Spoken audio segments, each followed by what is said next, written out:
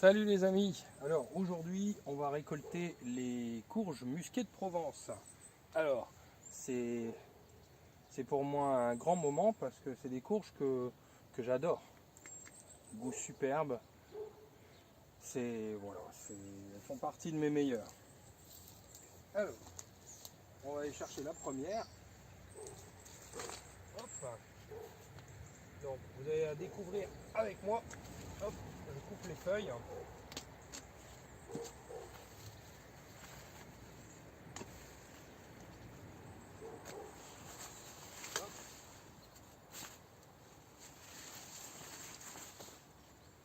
Voilà. Ça y est, superbe. Je ne sais pas si vous la voyez bien, mais elle est vraiment sublime. Hop. Vraiment,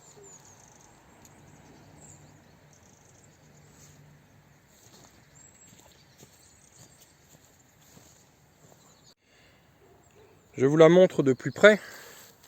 Elle est vraiment sublime.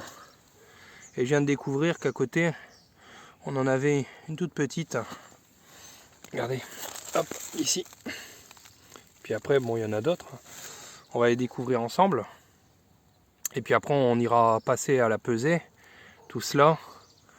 Il y en a... Enfin, vous verrez. Hein, on va continuer. Et je vous montre tout ça.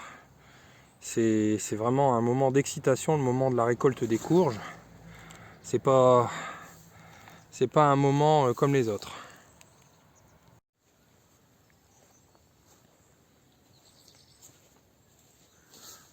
Alors, donc, on va la détacher. Je préfère faire ça comme il faut. Faut prendre le plus grand soin. C'est vraiment un beau spécimen. Hop. Je ne sais pas s'il sera extrêmement lourd, mais en tout cas, elle est belle. Hop.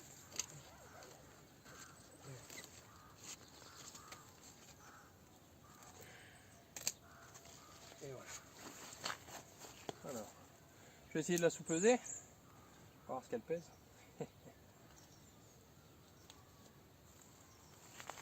Hop. Voici, elle pèse bien son poids. Superbe. Elle est vraiment superbe. Elle est vraiment superbe. On va aller la peser après.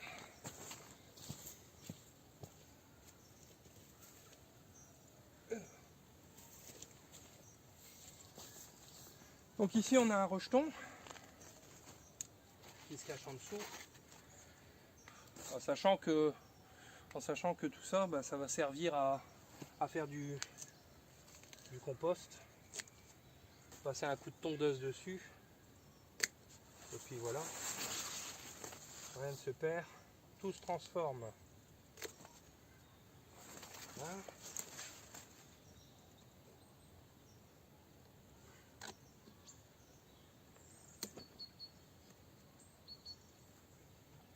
Alors ici, on en a une petite. Une top petite. Mais bon, c'est pas pour autant qu'elle est moins bonne. Hein. Hop. On en découvre une autre tout juste à côté. Tout juste à côté. Donc on va donc là on continue. Hop. Hop. Hop. Hop. Voilà.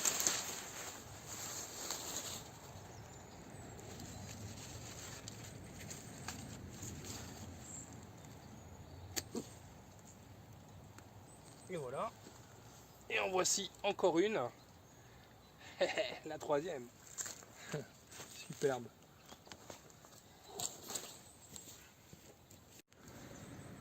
Alors, ici on a encore de beaux petits spécimens. Bon, pas forcément gros, hein. Quand je dis spécimens, le plus important c'est le goût. c'est pas forcément la taille. Hop, on le libère de cet enchevêtrement. Hop. Voilà. On en a un ici. Hop. Donc il est petit, mais voilà, ça va faire, on a eu peut-être 2-3 bonnes soupes.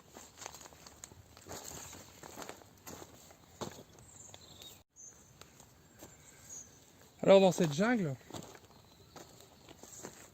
on trouve aussi d'autres spécimens. Enfin toujours, il y a toujours de belles surprises. Et des fois on ne surveille pas. Et puis en fin de compte, on retrouve des choses qui nous laissent pantois.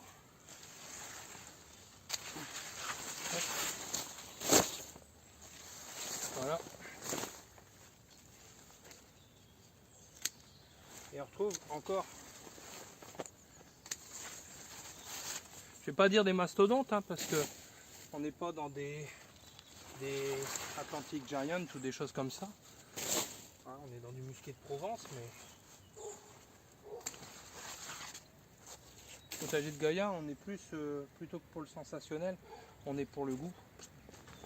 Parce que c'est censé nous nourrir. Donc, hop. Voilà. Donc là, on en trouve encore un. Et il y en a un tout juste à côté. Voilà. Hop. Oh, il pèse lui. À mon avis, il est dense. Donc on le fera. On va le faire mûrir en intérieur pour qu'il devienne orange.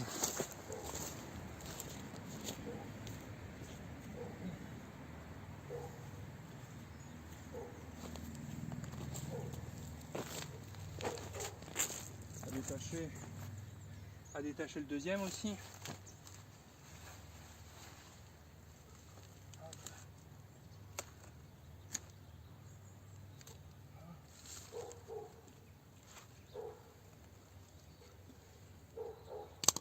Hop. Alors, celui-là, il nous fait quoi? Ah oui. Ok. Voilà. Hop. Oh purée, il pèse. Alors lui encore un. Sacré année. Hein. Ouh. Sacré trésor.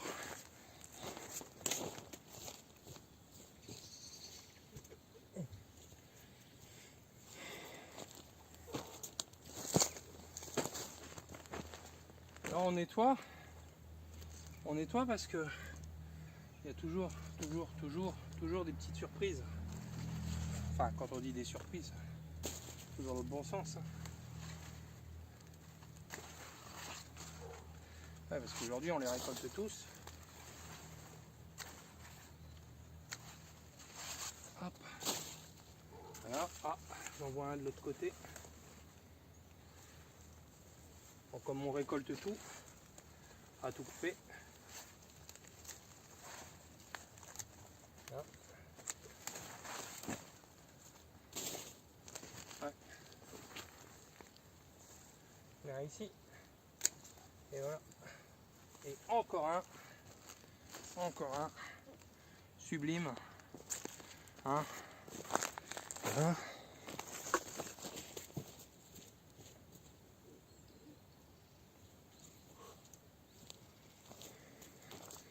Donc là, on devrait arriver quasi au bout. On va trouver encore des petits marrons.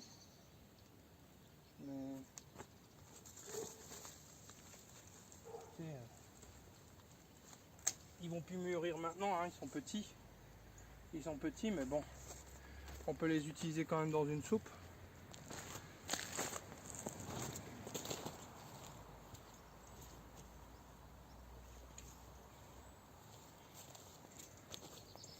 Hop. Alors, est-ce qu'il y aurait encore un potiron dans le coin? Pas sûr du tout. On va vérifier quand même. Alors, on a des pâtissons.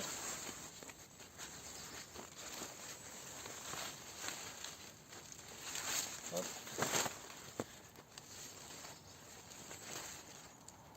Bon. On a un potimarron avec l'eau. Si je le laisse là, il va pourrir. Parce que vu l'eau qu'on a, ben voilà.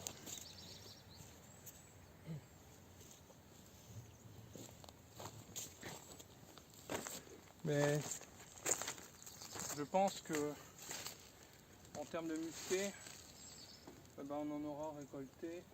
Attends, je vérifie. Je vérifie quand même en saquant sur les lianes qui restent. On va les mettre. Non. Alors, je vais en profiter aussi pour récolter le reste des pâtissons.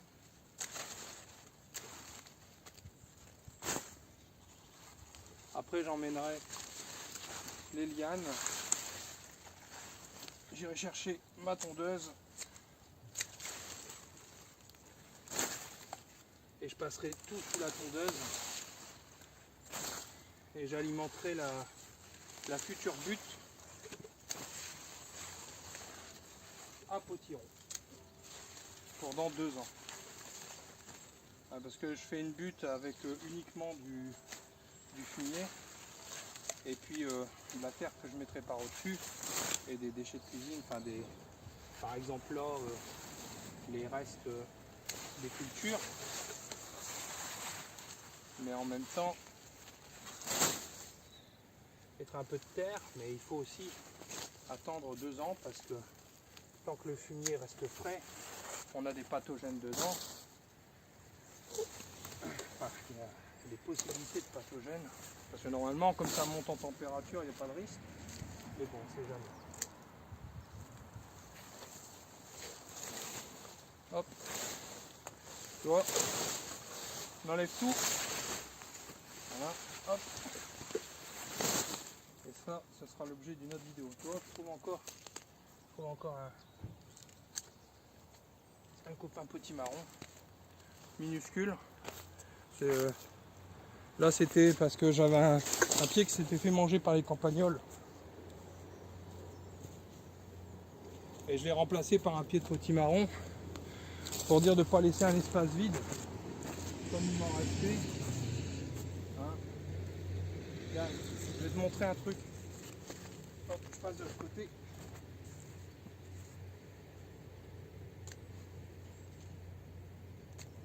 Tu vois, j'ai un pâtisson. Hop.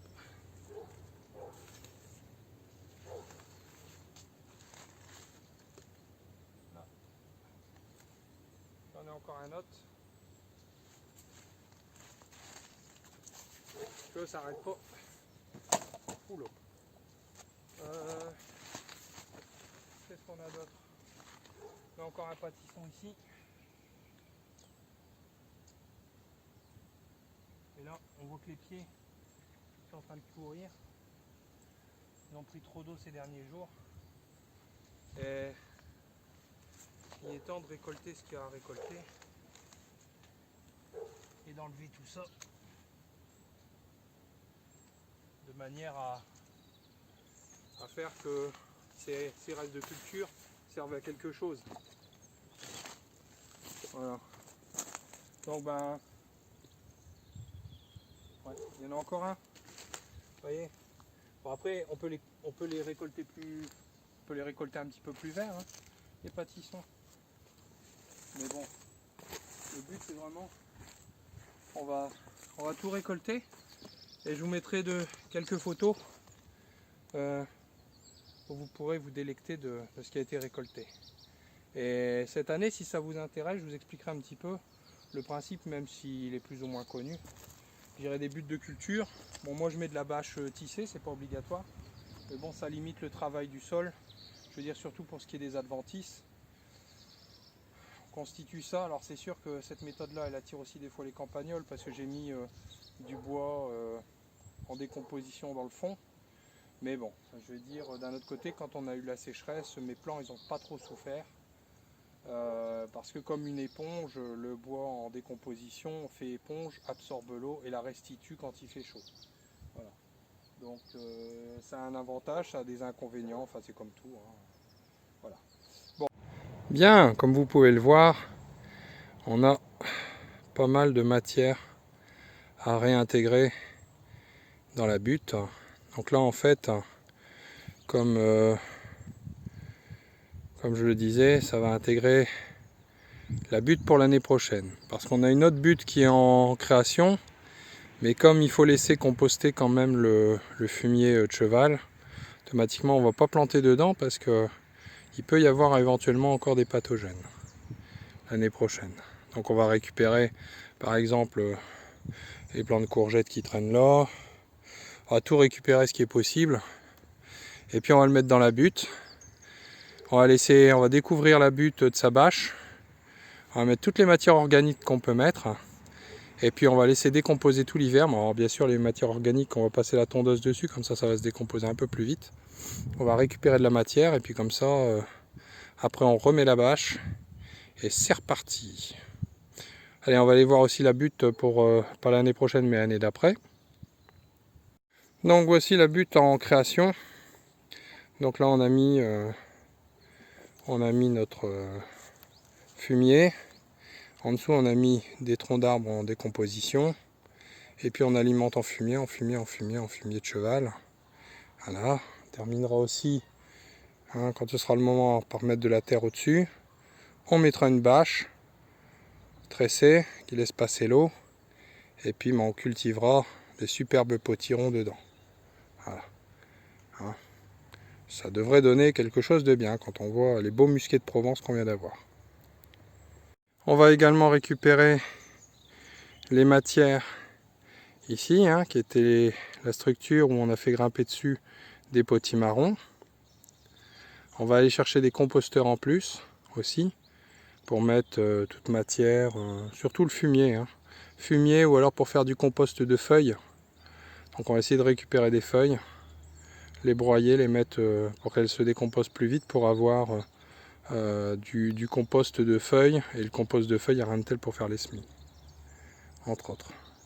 Puis regardez, on avait récolté 3 kg de pleurote. Regardez ce qui sort. On est encore sur le deuxième tronc qui s'est mis en route. On a plein de pleurotes qui sont en train de sortir. Ça va être encore un délice. Voilà. Bon bah on a les salades en fleurs. Hein. Voilà. Et puis voici encore un tas de fumier que j'ai mis là. En attendant. Hein, parce que il servira aussi à remplir des conteneurs percés pour pouvoir également faire du potiron dans des containers pour éviter que nos chers campagnols les mangent. Donc ils passent par le dessous. Voilà, on va tenter le coup. On verra bien.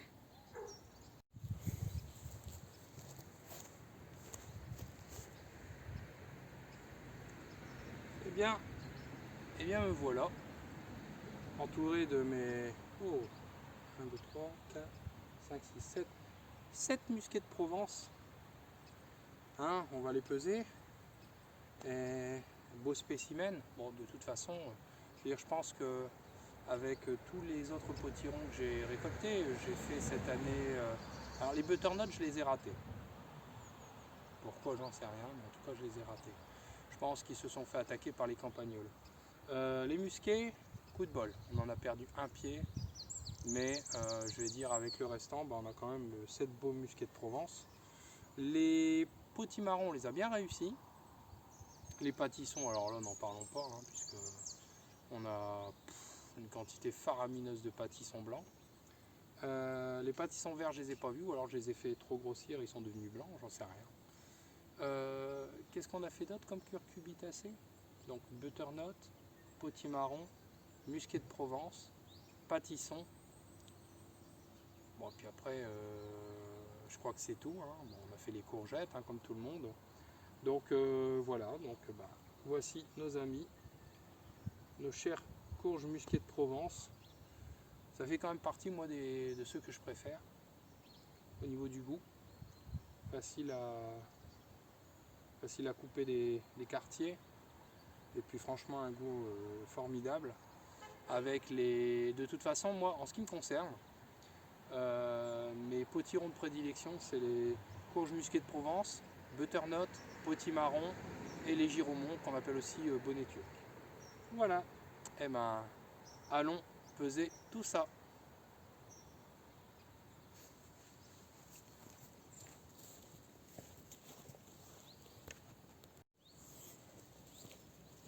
Bien. Passons à l'étape de la pesée. Alors, nous allons utiliser notre pesette, pas pèse-personne, enfin si, pèse-personne, parce que justement les pesettes de cuisine, quand ça atteint un certain nombre de kilos, c'est même pas la peine d'y penser. Alors, on va commencer avec les petites. Tout d'abord, celle-ci, très belle, petite, mais je suis sûr très goûteuse. Alors,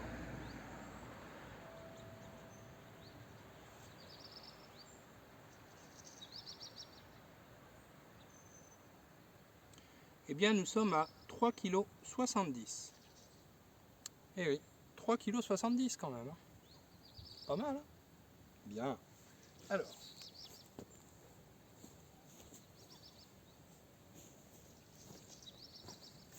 nous allons toujours continuer par les petites. Enfin, hop, on va prendre celle-ci. Très jolie. Hein, très jolie, bien côtelée.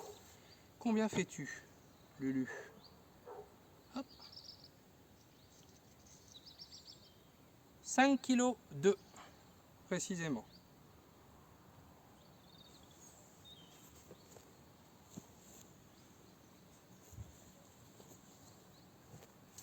La suivante, celle-ci, très belle aussi, elle a commencé déjà à changer de couleur, mais vaut mieux quand même les récolter avant que les campagnols s'en chargent. Elle fait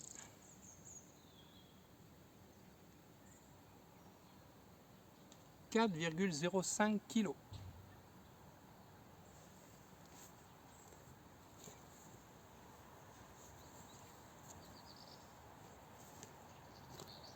Passons.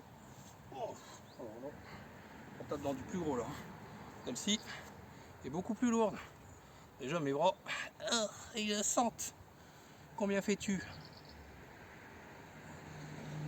Fais-moi peur. 10,10 kg. Je répète, 10,10 kg.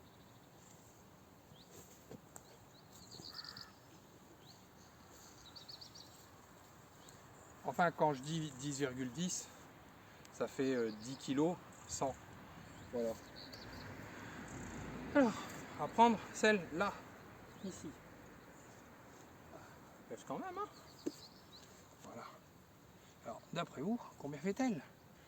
Oh non, oh, je ne vais pas vous demander. On va peser ça. Hop. 6,65. 6 kg 650.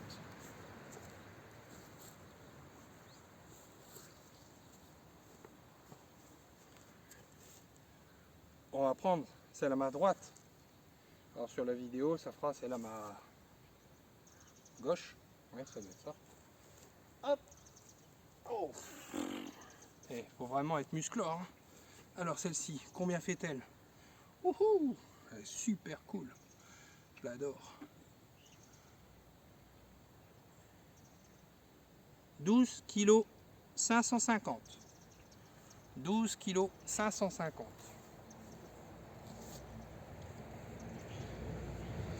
Quand je vous dis que la nature, sans aucun travail, pour un peu de taille quand même, pour dire que la sève se centralise dans les fruits, quand je vous dis que la nature est généreuse. Oh, et celle-là, je crois que c'est la plus grosse. Alors, combien fais-tu toi? Vous avez vu comment elle est belle?